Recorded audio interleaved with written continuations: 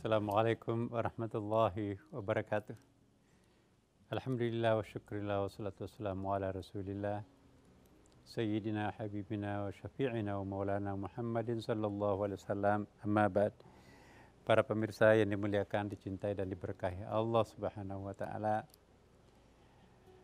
pada topik kita kali ini ialah silaturahim. Silaturahim, silah artinya to connect, menghubungkan. Ya, rahim itu cinta kasih. Jadi menyambung tali kasih, sebetulnya itulah yang dimaksud dengan silaturahim.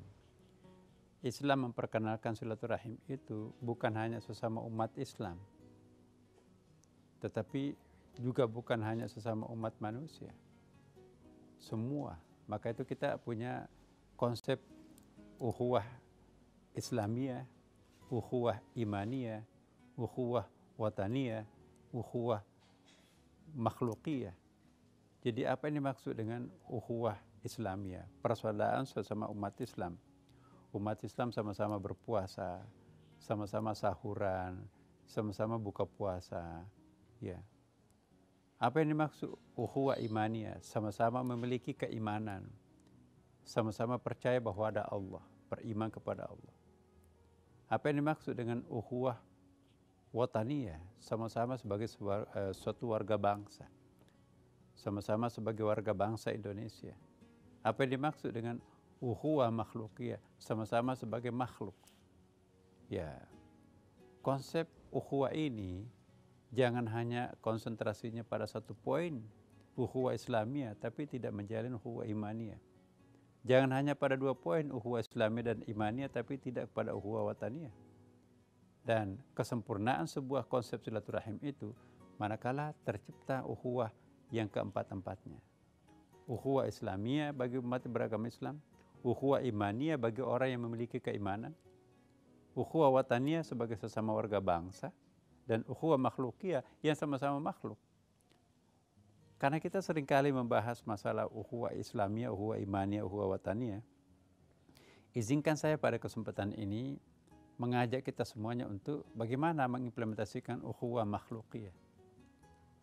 Ya, di dalam kamus Al-Quran tidak ada benda mati. Wa in min syai'in la yusabbihu bihamdihi. Tidak ada satu apapun melainkan bertasbih kepada Allah Subhanahu wa taala. Walakin la ta'lamuna tasbihahum, hanya kita yang tidak tahu bagaimana tasbihnya mereka itu. Yusabbihu lahu ma fis samawati wa ma fil ard. Bertasbih apa-apa yang ada di langit dan apa-apa yang di bumi. Jadi tidak ada benda mati. Suatu saat Rasulullah SAW memungut 7 biji pasir di masjid. Mana tangannya Utsman? Ini, coba dengarkan tasbihnya pasir. Enggak ada ya Rasulullah. Rapatkan. Begitu dia rapat, oh iya ya, seperti bunyi lebah, bukan bunyi lebah, itu tasbihnya pasir. Coba kasih Ali, Sayyidina Ali juga mendengar, oh iya ya. Abu Bakar, oh iya. Terakhir Umar. Tadinya Umar itu berkerut keningnya, nggak mau, apa iya. Begitu dia dengar, oh iya ya. Nah, baru percaya dia kan. Jadi tidak ada benda mati. Suatu saat Rasulullah memimpin salat, makmumnya adalah seorang nenek itu ya.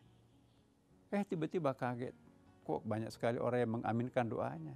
Kata sang nenek selesai salat, kok banyak yang mengaminkan doa kita ya Rasulullah, cuma kita berdua di sini. Yang mengaminkan kita adalah batu-batuan yang nempel pada tembok-tembok, itu juga ikut mengaminkan doa kita. Itu ukhuwah makhlukiyah tuh. Belum lagi binatang, Masya Allah. Rasulullah SAW ketika akan diganti untanya menjadi unta lebih remaja, lebih seger, ya, menangis unta itu. Lihat unta itu, masih ingin aku gunakan untuk keliling menyampaikan dakwah, harus diganti. Ya, subhanallah. Rasulullah juga berkali-kali memperlihatkan pemandangan yang sangat menakjubkan. Suatu saat Nabi melewati sebuah kijang bergendut besar gitu. Tolong ya Rasulullah. Kenapa? Tolong dilepaskan tali ikatan leher ini. Kenapa? Saya baru melahirkan tapi keburu ditangkap oleh yang punya kemah ini.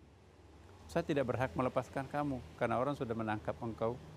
Akhirnya tolong, saya berjanji akan datang kembali ke sini dalam waktu yang cepat. Begitu dia dilepaskan, cepat sekali. Dalam hadis itu disebutkan, lalu kijang itu pulang dalam keadaan air susunya sudah kempes. Nah, ini satu bukti bahwa Rasulullah SAW itu punya jalinan silaturahim bukan hanya sesama umat Islam, sesama orang yang beriman, sesama warga Madinah atau Mekah, muhajirin, tapi juga dengan sesama makhluk. Maka itu jangan mematahkan ranting pohon kalau tidak ada alasan. Jangan merusak, jangan membakar semut, jangan membakar serangga. Hanya Allah yang bisa membakar makhluk, tidak boleh makhluk yang lain. Jadi inilah para pemirsa, buktikan bahwa kita itu mampu bersilaturahim dengan sesama makhluk, tidak hanya sesama umat Islam, umat beriman, sebagai suatu warga bangsa, tapi semua. Mari kita sayangi semuanya. Barang siapa yang menyayangi bumi, langit pun juga akan menyayanginya. Wassalamualaikum warahmatullahi wabarakatuh.